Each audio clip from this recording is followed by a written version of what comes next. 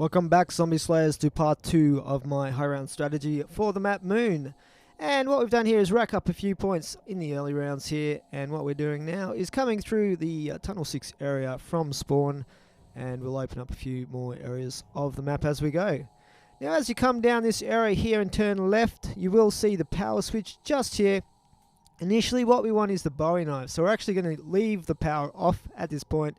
Because of the area that the Bowie knife is located, it will make it easier if you have low gravity to get that Bowie knife. Now come up through the second level of this laboratory area, and when you get to the next set of stairs, the Bowie knife is on the bulkhead just above the stairs. So if you point up in this direction as you run and jump off the edge of the stairs and press X, you should be able to get it with a little bit of practice in making that jump. So once you've got the Bowie knife and everyone in your team has got the Bowie knife, if they want to get it as well and you're playing co-op, at that point head down and turn on the power. And this little tip, by the way, comes courtesy of my mate Aiden. Thanks Aiden, you're a genius, mate.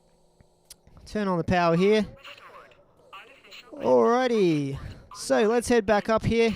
And what I'm going to do is find the hacking device. Now the hacking device is unique to this map.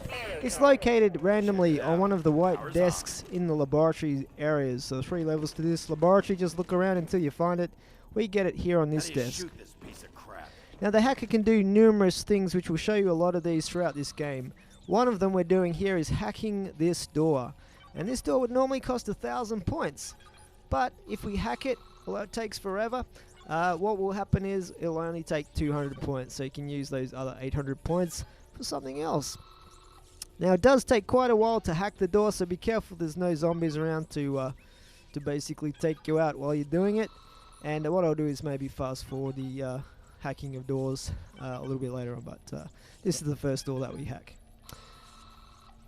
Alright, so that opens the door for us, and what we'll do is try and hack a few more doors as well. To open up the other areas of the map.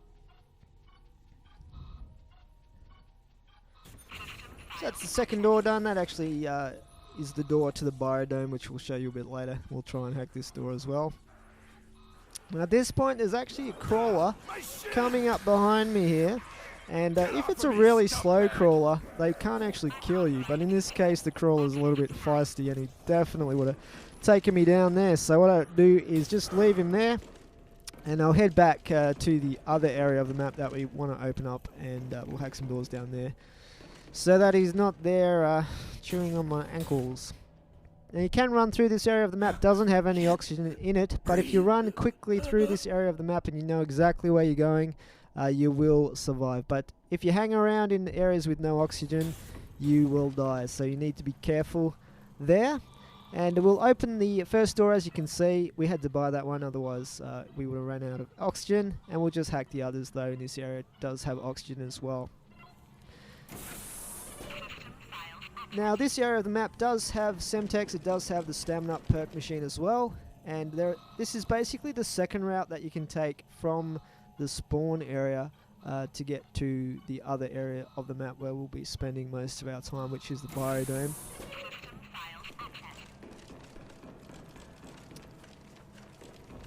Okay, so we've pretty much run out of money there for hacking doors, but we've opened up a fair whack of the map now, and what we'll do is head back up top and head into round 6.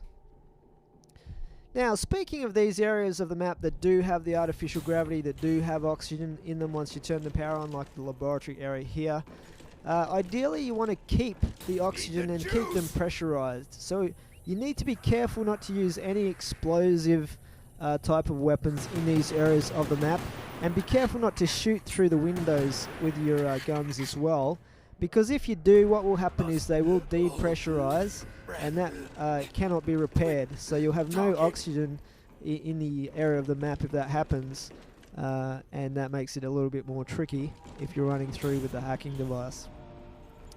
Okay, so let's head out through to the biodome. You need to be careful here until you get Flopper, not to stand on that launcher pad. It can kill you if you don't, if you miss your landing and you don't have Flopper, it can kill you. So just be careful not to run out onto that launcher.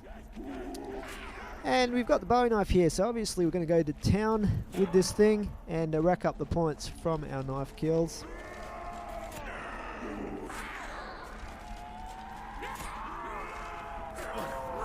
So that's the beauty of the Bowie knife, you do get a lot of kills initially, and it's good for a one-hit kill up to round 9, including round 9.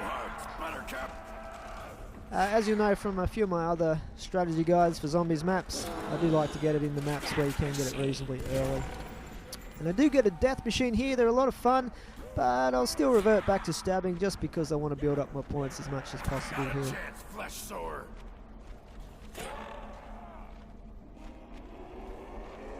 Okay, so as you can see, even initially here, the biodome is really a very safe area of the map, as far as any map can be safe with hordes of zombies turning into it. It has huge, wide, open areas that you can run around in and loop around in, do figure eights and all that sort of stuff.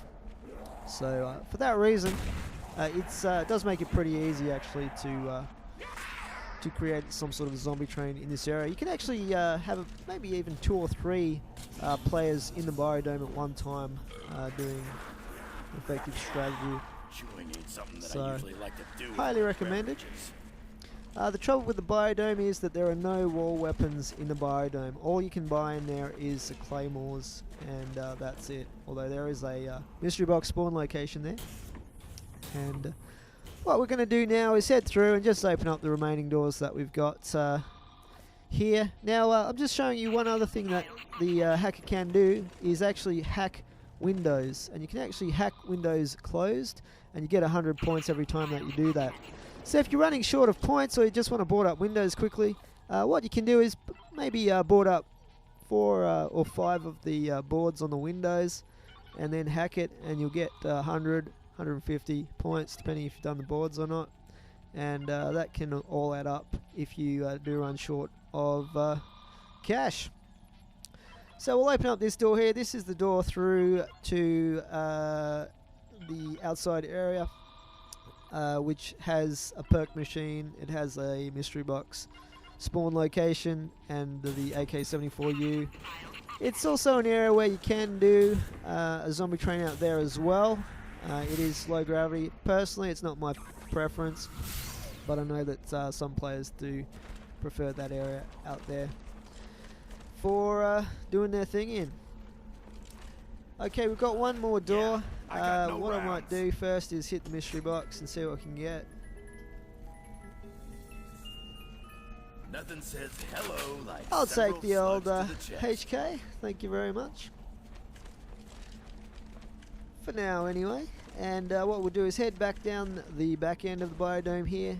This long avenue, there is a door there. This is the second exit or entrance to the biodome, and we'll just hack this. This leads through to the teleporter area, which you can also get to from the other door that we hacked previously. So that teleports you back to Area 51, No Man's Land. And you'll see that a bit later as well, when we need to go back there to pack a punch. Okay, so we might leave it there for part 2. Please watch part 3, which will be continued shortly. And for now, please rate and comment on this video. Thanks for watching.